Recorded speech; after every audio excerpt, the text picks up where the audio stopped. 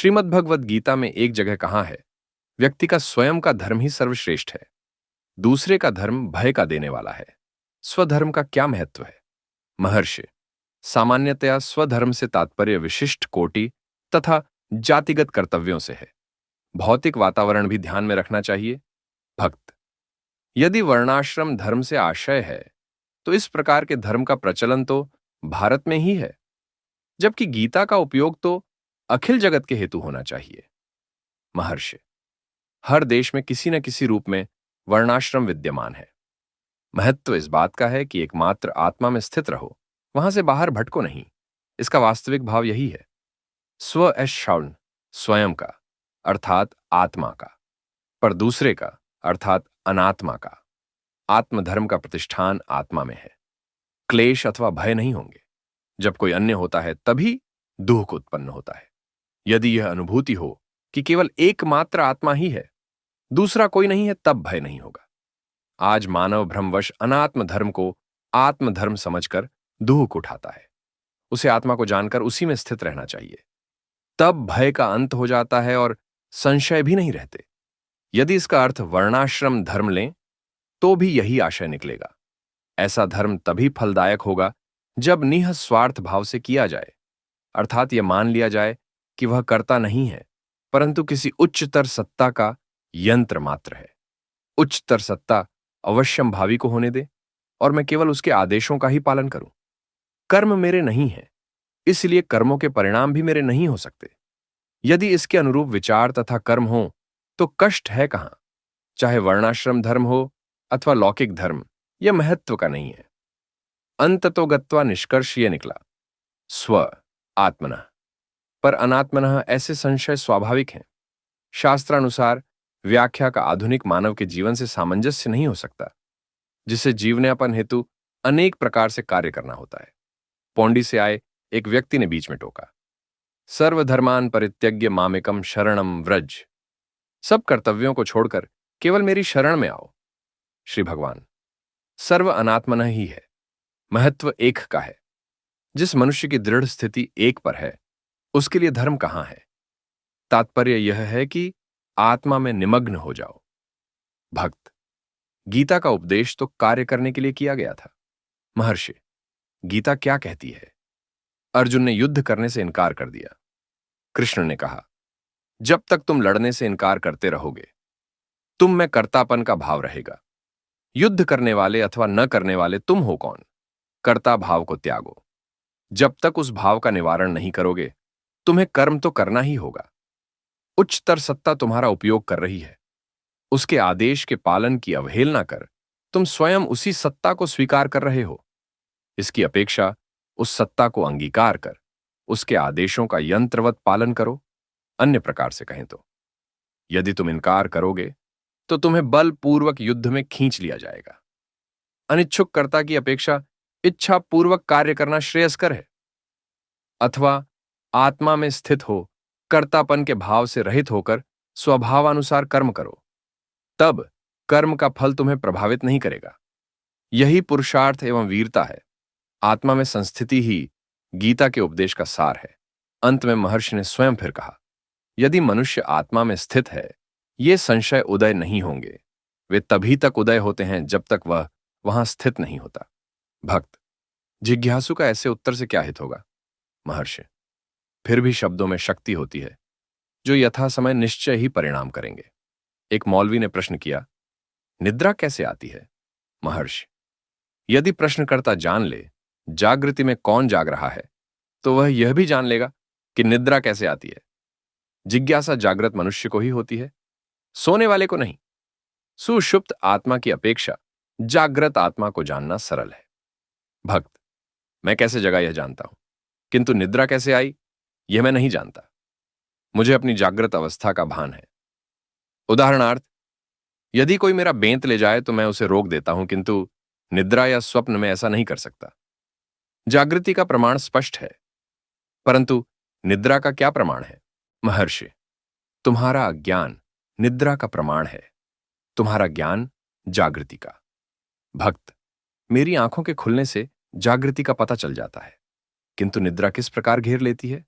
मुझे महर्षि, जिस प्रकार निद्रा तुमको घेर लेती है, उसी प्रकार जागृति भी तुमको घेर लेती है।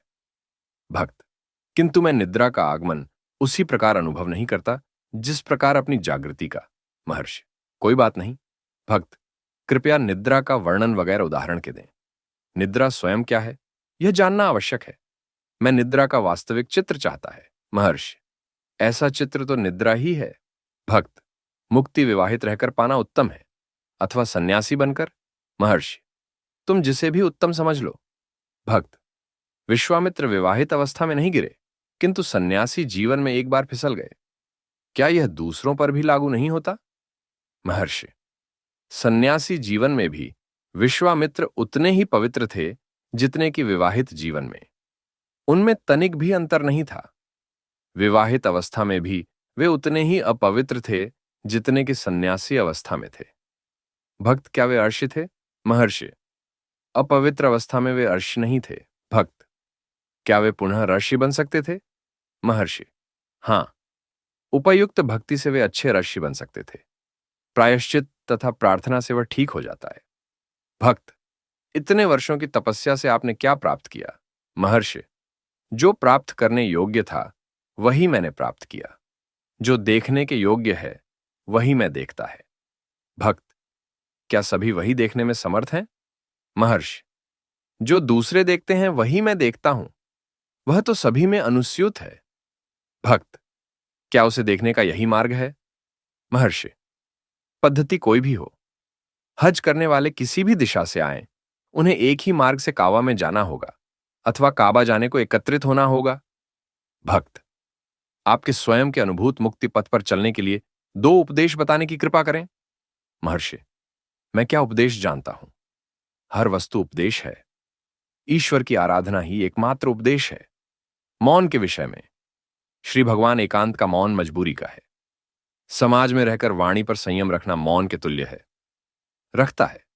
कुछ भी कहने से पूर्व वक्ता को संलग्न रहने पर वाणी संयमित रहती है, रहता है तथा बोलने को उत्सुक नहीं होता। तब मनुष्य वाणी पर नियंत्रण सचेत होना होगा। अन्य प्रकार अंतर्मुखी मन, अन्य प्रकार संलग्न बोलने से जो मानसिक चेष्टाएं होती हैं, उनके संयम के लिए मौन का संयम आवश्यक है। यदि मन पहले ही से नियंत्रित है तो संयम संबंधी मौन अनावश्यक है। उस अवस्था में मौन स्वाभाविक हो जाता है। विद्यारण्य के अनुसार 12 वर्ष तक बलपूर्वक मौन रखने से पूर्ण मौन हो जाता है। इससे बोलने की शक्ति समाप्त हो जाती है। ऐसा व्यक्ति गूंगे पशु के समान है। यह मौन नहीं है। मौन सतत वाणी है। अकर्म ही निरंतर कर्म है। श्री एकनाथ राव से अथवा बंद नेत्रों से ध्यान का अभ्यास किस प्रकार हो? खुले नेत्रों महर्षि, वह किसी प्रकार भी हो सकता है। उद्देश्य है मन को अंतर्मुखी कर अपनी खोज में बराबर लगाए रखना। कभी ऐसा होता है कि नेत्र बंद रखने पर भीतरी संकल्प अधिक शक्तिशाली होकर बाहर निकल पड़ते हैं। नेत्र खुले रखकर भी मन का अंतर्मुख करना कठिन हो जाता है। इसके लिए मनोबल की आवश्यकता है। विषयों को ग्रहण करने से मन दूषित हो जाता है। वैसे वह शुद्ध है। ध्यान करते समय मुख्य लक्ष्य इस बात पर हो कि मन बाहरी संस्कार डालने वाली वस्तुओं का अथवा दूसरी बातों का चिंतन न कर अपनी खोज में सक्रिय रहे। एकनाथ राव। स्फुरण, हृदय केंद्र में होने वाली एक प्रकार की अवर्णनीय किंतु प्रत्यक्ष चेतना क्या है? महर्षि, स्फुरण का अनुभव अनेक बार होता है, यथा भय, उत्तेजना आदि में। यद्यपि यह सदैव तथा सर्वत्र विद्यमान है, तथापि यह एक विशिष्ट केंद्र में तथा विशेष अवसरों पर ही अनुभव में आता है। इसका संबंध पूर्व घटित घटनाओं से भी है तथा भ्रम से इसे शरीरगत मान लिया जाता है, जबकि यही केवल एवं शुद्ध है, यही आत्मा है। यदि मन को स्फुरण में स्थित कर इसका निरंतर एवं स्वतः ही अनुभव किया जाए तो यही साक्षात्कार है। स्फुरण साक्षात्कार की पूर्व स्थिति है, वह शुद्ध है। दृष्टा एवं दृश्य इसी से उदय होते हैं। यदि मनुष्य स्वयं को दृष्टा मानने की भूल करे तो उसे दृश्य निश्चय ही अपने से भिन्न प्रतीत होंगे। दृश्य समय समय पर अदृश्य हो जाते हैं तथा प्रदर्शित होते हैं तथा संसार की सृष्टि होती है जिसका दृष्टा उपभोग करता है। इसकी अपेक्षा यदि मनुष्य स्वयं को वह पर्दा माने जिस पर दृष्टा तथा दृश्य प्रदर्शित होते हैं तो उसे कोई भ्रम न हो तथा वह उनके उदय एवं विलय का दृष्टा मात्र रहेगा तथा उसे आत्मा में कोई भी व्याकुलता नहीं होगी। एक उच्च अधिकारी ने पूछा, यदि छोटे पद वालों को अपने ऊपर पदोन्नत कर दिया जाता है तो मन में विषाद होता है। क्या यह अन्वेषण की मैं कौन हूं ऐसी परिस्थिति में उस मनुष्य के मन को शांति प्रदान करेगी? महर्षि, हां, निश्चय ही। मैं कौन है यह खोज मन को अंतर्मुखी करेगी। भक्त, मेरी मूर्ति ध्यान में आस्था है, क्या मुझे इससे ज्ञान की प्राप्ति में सहायता नहीं मिलेगी? महर्षि, अवश्य मिलेगी। उपासना से मन एकाग्र होता है, तब मन अन्य विचारों से मुक्त होकर ध्यान के आकार से पूर्ण होता है। मन वही हो जाता है और इस प्रकार नितांत शुद्ध हो जाता है। तब विचार करो, उपासक कौन है? उत्तर होगा, मैं, अर्थात आत्मा। और इस प्रकार अंततोगत्वा आत्मपद की प्राप्ति हो जाती है। इस समय कठिनाई यह है कि मनुष्य स्वयं को कर्ता मानता है, परंतु यह भूल है। सारे कार्य उच्चतर सत्ता ही करती है और मनुष्य उसके हाथ का यंत्र मात्र है। यदि वह यह स्थिति स्वीकार कर ले तो वह क्लेश रहित हो जाए, अन्यथा वह क्लेशों को निमंत्रित करता है। उदाहरण के लिए गोपुरम, मंदिर का शिखर पर बनी आकृति को लो, जो कंधों पर स्तूप का भार होती प्रतीत होती है। उसका आकार ऐसा प्रतीत होता है मानो वह स्तूप के भारी भार से बहुत बोझिल है। पर अब यहां विचार की आवश्यकता है। स्तूप तो भूमि पर बना हुआ है तथा अपनी नींवों पर खड़ा है। आकृति पृथ्वी को उठाए हुए एटलस के समान स्तूप का ही अंश है, किंतु दिखता ऐसा है मानो स्तूप का भार इसी पर हो। क्या यह हास्यास्पद नहीं है? ऐसा ही वह व्यक्ति है जो अपने को कर्ता मानता है। तदुपरांत उल्लाडू नरपाड़ू के मलयालम संस्करण का पाठ एक भक्त ने प्रश्नकर्ता के हितार्थ किया। इसे सुनकर उसने पुनः प्रश्न किया, अभ्यास में द्वैत तथा अंततः एकत्व के संदर्भ में कुछ कहें। महर्षि, कुछ लोगों का अनुमान है कि साधना का आरंभ द्वैत भाव से करना आवश्यक है। यह उसी संदर्भ में है। वे कहते हैं कि ईश्वर है जिसकी पूजा एवं आराधना मनुष्य को करना परम आवश्यक है। अंततोगत्वा जीव का ईश्वर में विलय हो जाता है। कुछ लोगों का मत है कि ब्रह्म तथा जीव सदैव पृथक है तथा एक दूसरे में कभी विलय नहीं होते। अंततः क्या होगा इसकी हमें अभी चिंता नहीं करनी चाहिए। इसमें सभी एकमत हैं कि जीव की सत्ता है। मानव को यही उचित है कि वह जीव को खोजे, अर्थात स्वयं की आत्मा को खोजे। तभी हम यह जान सकेंगे कि क्या आत्मा को ब्रह्म में विलीन होना है, उसका एक अंश है, अथवा उससे भिन्न रहती है। पहले से ही अंतिम निष्कर्ष की कल्पना न करें। खुले मन से आंतर में डुबकी लगाकर आत्मपद की प्राप्ति करना चाहिए। तुमको सत्य स्वयं ही प्रकाशित होगा। पहले से ही क्यों निश्चय करते हो कि पूर्णावस्था अद्वैत है अथवा विशिष्टाद्वैत अथवा द्वैत? इसमें कोई सार नहीं है। वर्तमान अनुसंधान तर्क एवं बुद्धि पर अवलंबित है। बुद्धि आत्मा उच्चतर सत्ता से प्रकाश ग्रहण करती है। बुद्धि द्वारा प्राप्त बिंबित तथा आंशिक प्रकाश मूल परम ज्योति का दर्शन किस भांति कर सकती है? जब बुद्धि आत्मा तक नहीं पहुंच सकती है तो फिर इसका स्वरूप कैसे जान सकती है? इस संदर्भ का ऐसा महत्व है। भक्त एक छंद में कहा गया है कि प्रारंभ में जिन शास्त्रों का इतना गहन अध्ययन किया जाता है, अंततः ये उपयोगी नहीं रहते। किस अवस्था में वे वृथा हो जाते हैं? महर्षि, जब उनका सार ग्रहण कर लिया जाए। शास्त्रों का उपयोग यह है कि वे उच्चतर सत्ता आत्मा के अस्तित्व का तथा उसे प्राप्त करने का मार्ग प्रकट कर दें। उनका सार केवल इतना ही है। जब यह आत्मसात हो जाए तब शेष कृथा है। किंतु शास्त्र बहुत बड़े ग्रंथ हैं तथा साधक के विकास के अनुकूल अंशतः उपयोगी हैं। ज्यों-ज्यों साधक विकास को प्राप्त होता है, पूर्व में उपयोग किए गए अंशों को आरोहण कर ली गई सीढ़ियों के समान पाता है तथा इस प्रकार छड़ी जा चुकी सीढ़ियां पूर्ण सफलता की स्थिति तक क्रमानुसार पूर्व पक्ष बनकर रह जाती हैं। लक्ष्य प्राप्ति के उपरांत केवल वही रह जाता है, शेष सब वृथा हो जाता है। इस प्रकार शास्त्र वृथा हो जाते हैं। हम कितना अधिक पढ़ते हैं, क्या उस सब को जो हमने पढ़ा है हम स्मरण रख पाते हैं? पर क्या हम उसके सारांश को भूल जाते हैं?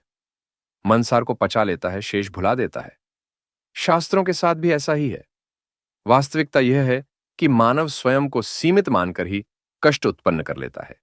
यही भूल है, वह स्वयं ही इसको देख सकता है। सुषुप्ति में कोई संसार नहीं था, न अहम भाव, सीमित आत्मा था और न कष्ट था। उस आनंद युक्त स्थिति से कोई वस्तु जाग कर कहती है मैं। उस अहम भाव को संसार भासित होने लगता है। जगत में स्वयं अणुमात्र होने से वह अधिक की इच्छा करता है और कठिनाइयों में फंस जाता है। अहम भाव के उदय से पूर्व वह कितना सुखी था। अहम भाव का उदय ही वर्तमान क्लेशों की जड़ है। यदि वह अहम भाव के मूल की खोज कर ले तो वह उस अवस्था में पहुंच जाएगा जहां असीम आनंद है और है निद्राहीन निद्रा। आत्मा सदैव वहीं रहती है तथा अभी और यहीं है। इससे अधिक कुछ भी प्राप्त नहीं करना है। चूंकि हमने भूल से अपने को सीमित बना दिया है, हमें उनसे परे जाना होगा, उस सीमा को पार करना होगा। यह स्थिति उन 10 मूर्खा जैसी है जिन्होंने नदी को तैरकर पार किया तथा दूसरे तट पर पहुंचने के बाद गिनने पर स्वयं को नौ ही पाया। अज्ञात दशम व्यक्ति के खो जाने से वे चिंतित तथा दुखी हो गए। समीप से गुजरते अन्य यात्री ने उनके दुख का कारण जान उन्हें गिनकर पूरे 10 पाया, किंतु उनमें से प्रत्येक ने स्वयं को छोड़कर बाकी सबको गिन लिया था। यात्री ने क्रमशः प्रत्येक को एक एक मुक्का मारा और उनसे मुक्कों की गिनती करने को कहा। उन्होंने 10 तक की गिनती गिनी और संतुष्ट हो गए। यहां बोध यह है कि 10वां व्यक्ति नया नहीं आया, वह तो बराबर वहीं था, पर अज्ञानवश वे सब शोकग्रस्त हो रहे थे। एक और कथा है। एक स्त्री ने अपने गले में हार पहन रखा था, किंतु उसे भूल गई। वह उसे तलाश करने लगी और पूछताछ करने लगी। उसकी एक सहेली को जब यह पता चला कि वह क्या खोज रही है, तो उसने उसी के गले में पड़े हुए हार की ओर संकेत किया। इसने उसे हाथों से स्पर्श किया और प्रसन्न हो गई। क्या उसे नया हार प्राप्त हुआ था? यहां भी अज्ञान ही दुख का कारण था तथा ज्ञान आनंद का। मनुष्य तथा आत्मा की स्थिति भी इसी प्रकार है। कोई भी नवीन वस्तु प्राप्त नहीं करनी है। आत्मा का अज्ञान ही वर्तमान दुख का कारण है। आत्मा के ज्ञान से आनंद प्राप्त होता है। इसके अतिरिक्त आगंतुक ने विदा होते समय महर्षि को प्रणाम किया तथा कहा, ऐसा कथन है कि सिंह के मुख में प्रविष्ट हुआ शिकार हमेशा के लिए ठिकाने लग जाता है। वक्ता का अभिप्राय मैं कौन है कि एक छंद से था, जिसमें कहा गया है कि गुरु की कृपा दृष्टि में प्रवेश पाने के उपरांत शिष्य कभी भी पुनः संसार में नहीं फंसेगा, जैसा कि सिंह के जबड़े में पड़ा निश्चय ही कभी भी नहीं बच सकता। श्री भगवान को किसी की मृत्यु की सूचना दी गई। महर्षि ने कहा, ठीक हुआ। वास्तव में मृत व्यक्ति ही सुखी हैं। वे इस कष्टकारक शरीर से छुटकारा पा जाते हैं। मृतक व्यक्ति शोक नहीं करता। पीछे रहने वाले लोग मृतक व्यक्ति के लिए शोक करते हैं। क्या मनुष्य निद्रा से भय खाता है? इसके विपरीत निद्रा की आकांक्षा की जाती है और जागने पर प्रत्येक व्यक्ति कहता है कि वह आनंद से सोया था। गहन निद्रा के लिए सभी शैया तैयार करते हैं। निद्रा अल्पकालीन मृत्यु है। मृत्यु दीर्घ निद्रा है। यदि जीवित अवस्था में ही मनुष्य की मृत्यु हो जाती है तो उसे दूसरों की मृत्यु पर दुख नहीं करना चाहिए। मनुष्य का अस्तित्व देह सहित अथवा देह रहित स्वयं सिद्ध है, जैसे जागृति, स्वप्न तथा सुषुप्ति में। तब फिर कोई शारीरिक बंधनों को बनाए रखने का मोह क्यों करे? मनुष्य मृत्यु रहित आत्मा को खोज ले, फिर देह त्याग कर भी अमर व आनंद युक्त रहे। एक यात्री आत्मज्ञान के पश्चात भी क्या जगत भासित होता है? महर्षि, यह प्रश्न किसने किया है?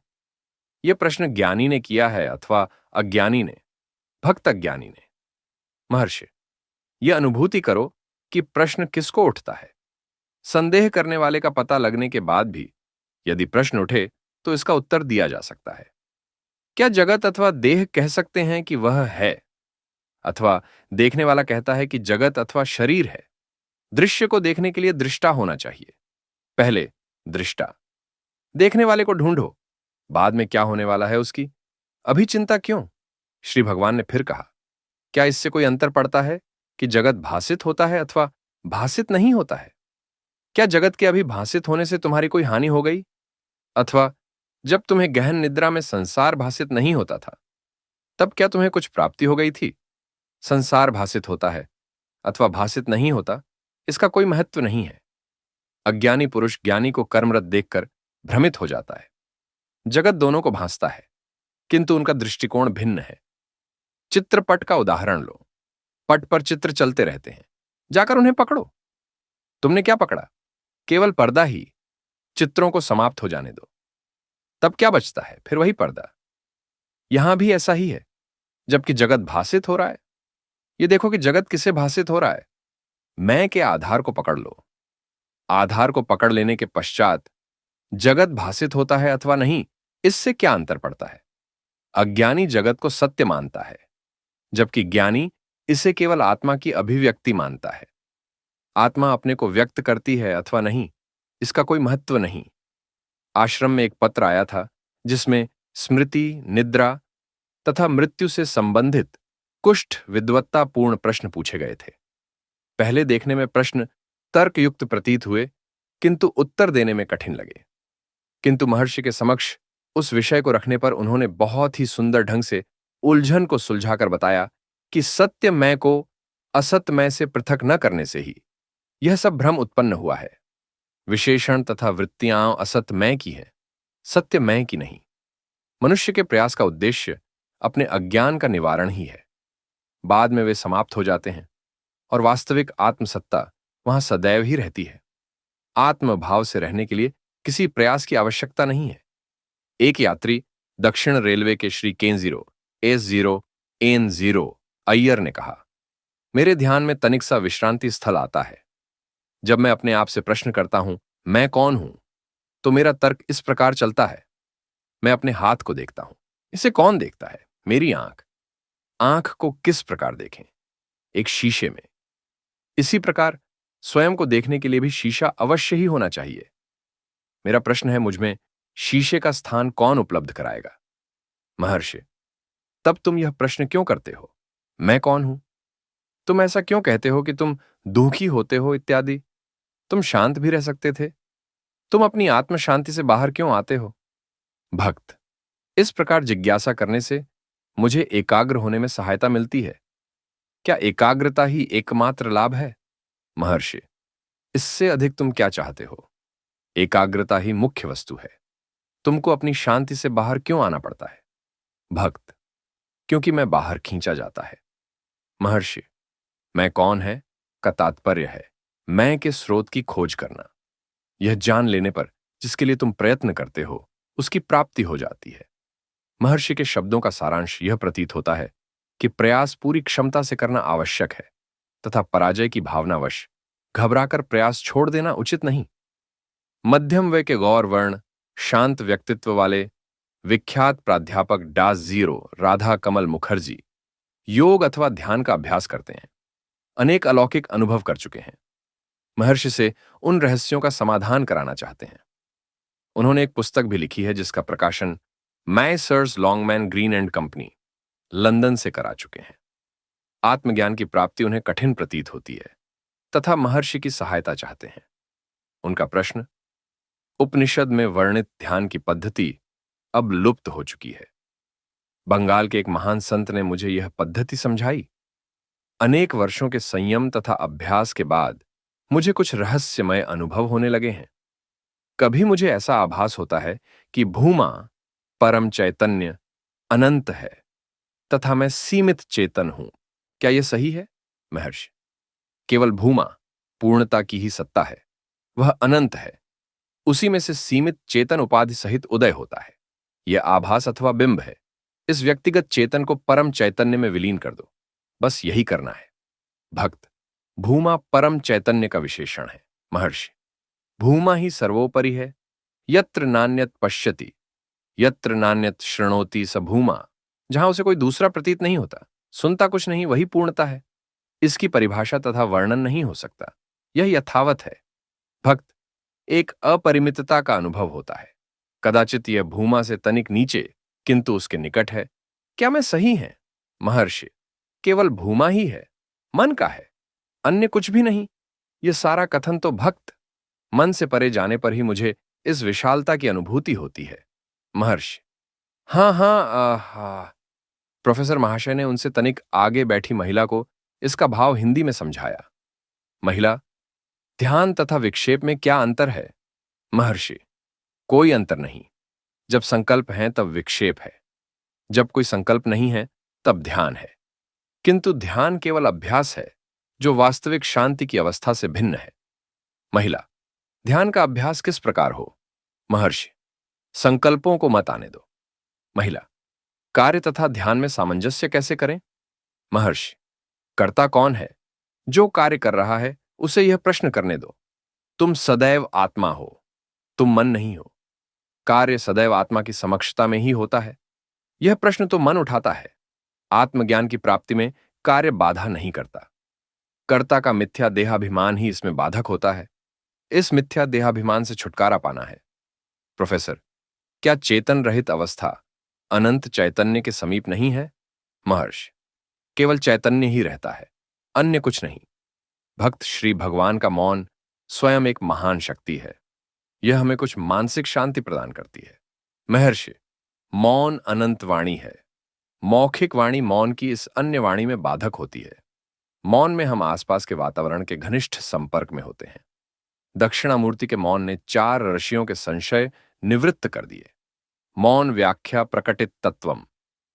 मौन द्वारा सत्य का निरूपण। मौन को ही प्रतिपादन कहा गया है। मौन इतना अधिक शक्तिशाली है। बात कहने के लिए वाणी के अंगों की आवश्यकता होती है, जो वाणी से पहले की वस्तु है, किंतु अन्य वाणी विचारों से भी परे होती है। संक्षेप में यह अनुभवातीत वाणी है अथवा मौन शब्द परावाक। भक्त, क्या साक्षात्कार में ज्ञान होता है? महर्षि, ज्ञान का अभाव निद्रा है। साक्षात्कार में ज्ञान होता है, किंतु यह ज्ञान सामान्य ज्ञान दृष्टादृश्य के संबंध से भिन्न है। यह पूर्ण ज्ञान है। ज्ञान के 2 अर्थ हैं। 1, वाच्यार्थ वृत्ति जप शब्दार्थ। 2, लक्ष्यार्थ ज्ञान आत्मा स्वरूप द्वितीय महत्व का। भक्त, वृत्ति से ज्ञान का दर्शन होता है। महर्षि, सही है, पर साधक भ्रमवश वृत्ति को भी ज्ञान समझ लेता है। वृत्ति मन का एक प्रकार है। तुम मन नहीं हो, तुम मन से अतीत हो। महिला कभी कभी ब्रह्माकार वृत्ति में रहने की अनिवार्य इच्छा होती है। महर्षि, यह अच्छा है। इस पर और भी अधिक ध्यान देना चाहिए जब तक कि यह सहज न हो जाए। तब यह स्वरूप की सर्वोच्च सीमा को प्राप्त करेगी। बाद में महर्षि ने कहा, वृत्ति को प्रायः भूल से चैतन्यमान है। वृत्ति दृश्य मात्र है तथा आभास के क्षेत्र में कार्य करती है। सापेक्ष ज्ञान एवं अज्ञान से परे है। यह वृत्ति के रूप में नहीं है, दृश्य नहीं है। लिया जाता यथार्थ ज्ञान, इसमें दृष्टा वृत्ति राजसिक मन से उत्पन्न होती है। सात्विक मन इससे मुक्त है। सात्विक राजसिक का साक्षी है। वास्तव में यही वास्तविक चैतन्य है। फिर भी इसे सात्विक मन कहा जाता है, क्योंकि साक्षी होने का ज्ञान आभास का ही कार्य है। मन आभास है। ऐसा ज्ञान मन से ही साध्य है, किंतु मन स्वयं में गतिशील नहीं। अतः इसे सात्विक मन कहा गया है। यह जीवन मुक्त की अवस्था है। ऐसा भी कहा गया है कि जीवन मुक्त का मन मृतक है। क्या इसमें विरोधाभास नहीं कि जीवन मुक्त के भन तो हो, किंतु वह मृतक हो? अनभिज्ञ जन से तर्क करते समय यह स्वीकार करना ही पड़ता है। यह भी कहते हैं कि ब्रह्म जीवन मुक्त का मन ही है। ऐसे व्यक्ति को ब्रह्मविद कैसे कहा जा सकता है? ब्रह्म कभी जानने की वस्तु थोड़े ही हो सकता है, किंतु यह सामान्य वार्तालाप के अनुसार है। जीवन मुक्त एवं ईश्वर का मन सात्विक है, ऐसा अनुमान किया जाता है। अन्यथा वे तर्क करते हैं, जीवन मुक्त कैसे जीवित रहता है तथा कार्य करता है? तर्क के समक्ष रियायतन सात्विक मन को स्वीकार करना ही पड़ता है। यथार्थ में सात्विक मन पूर्ण चैतन्य है। अंततः दृश्य तथा दृष्टा आपस में विलीन हो जाते हैं तथा केवल पूर्ण चैतन्य सर्वोपरि व्याप्त रहता है। यह अज्ञान अथवा शून्य की स्थिति नहीं है, यह तो स्वरूप ही है। ऐसा भी कहते हैं कि मन का उदय चैतन्य से होता है और फिर आभास होता है। अन्य लोगों का मत है कि पहले आभास का उदय होता है और फिर मन का उदय होता है। वास्तव में दोनों एक ही समय में होते हैं। प्रोफेसर ने महर्षि से उनके अनुग्रह प्राप्ति के लिए प्रार्थना की, यद्यपि उन्हें शीघ्र ही 1 सहस्र मील दूर चले जाना है। महर्षि ने कहा, देश तथा काल मन की धारणा है, परंतु स्वरूप वास्तविक आत्मा। मन देश तथा काल से परे है। आत्मा में दूरी नहीं होती। प्रोफेसर महाशय के साथ आई महिला घर वापस जाने व महर्षि का सामीप्य त्यागने को अत्यधिक अनिच्छुक थी। महर्षि ने कहा, अपने को सदैव ही मेरे समीप समझो, इससे तुमको समाधान रहेगा। संध्या बीतने पर उन्होंने विदा ली। महर्षि, उपरोक्त प्रोफेसर के विश्वविद्यालय में दिए गए भाषणों की रिपोर्ट हिंदू में छपी थी। प्राध्यापक ने परिवार नियोजन की आवश्यकता पर बल देते हुए मानव को अपने उत्तरदायित्व को अनुभव करने की अनेक संभावनाओं की आवश्यकता पर विचार किया था, जिससे कि संतति निरोध स्वतः ही हो जाए। यह सुनकर महर्षि ने सामान्य भाव से कहा, उन्हें मरण की विधि जाननी चाहिए। यहां अहंकार, देहभाव की मृत्यु से अभिप्राय है। 24 जुलाई 1635। श्री राजू शास्त्रीगल ने महर्षि से नाद, बिंदु तथा कला के विषय में पूछा। महर्षि, वेदांत की शब्दावली में ये प्राण, मन तथा बुद्धि हैं। तंत्र शास्त्रानुसार नाद तेजस युक्त सूक्ष्म स्वर है। यह प्रकाश, तेजस, शिव की देह कहीं जाती है। जब इसका विकास होता है और स्वर निमग्न हो जाता है तो यह बिंदु हो जाता है। प्रकाशमय, तेजोमय होना ही लक्ष्य है। कला बिंदु का एक अंश है।